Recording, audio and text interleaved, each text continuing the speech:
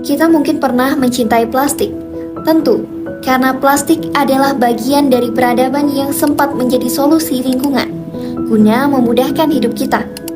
Ringan, bening, lentur ia hadir sebagai siasat zaman. Namun kita lupa, sesuatu yang pernah kita anggap sebagai kemudahan, apabila digunakan secara berlebihan akan membawa masalah.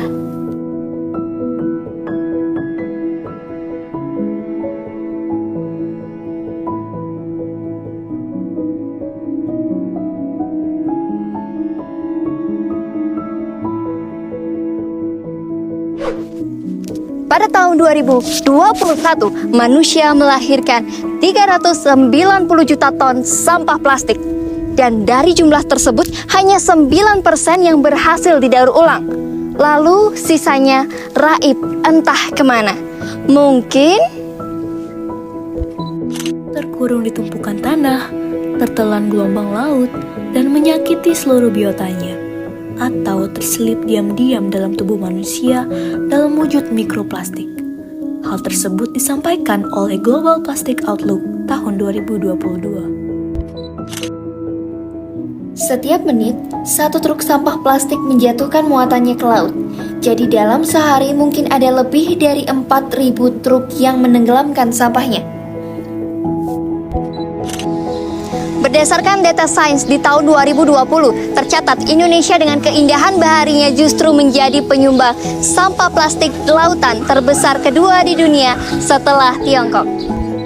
Plastik juga telah menembus batas-batas biologis kita.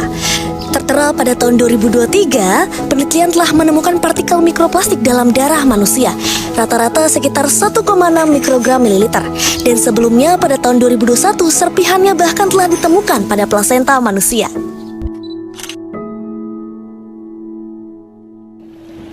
Namun, dunia belum sepenuhnya menyerah.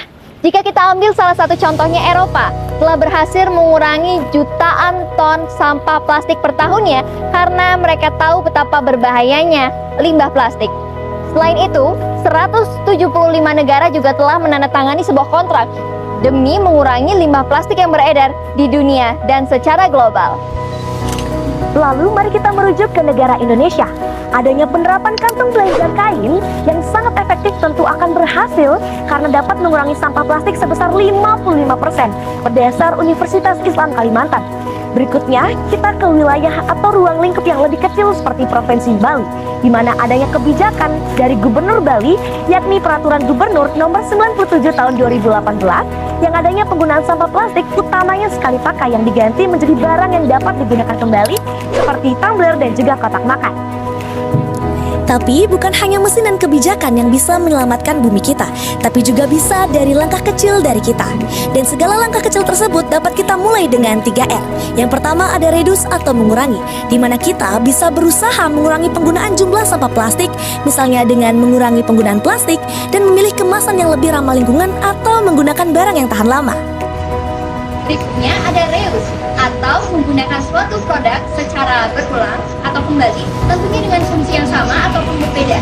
Dan hal ini akan sangat berguna untuk menekan angka meningkatnya sampah plastik di dunia. Nah, hal ini juga bisa dilakukan dengan beberapa cara, seperti yang paling kecil atau contoh nyatanya dengan seperti menggunakan tumbler ataupun kotak makan dalam kehidupan sehari-hari.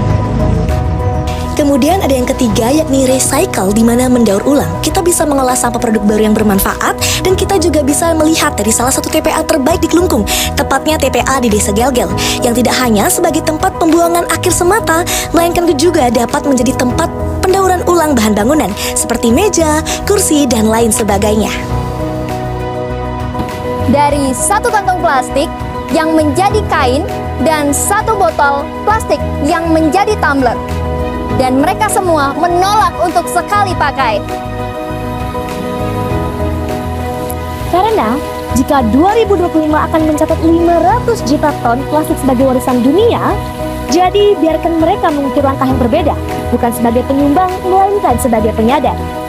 Dari satu suara yang berkata cukup, ingat 3R atau kode hijau. Satu kebiasaan, 1000 harapan.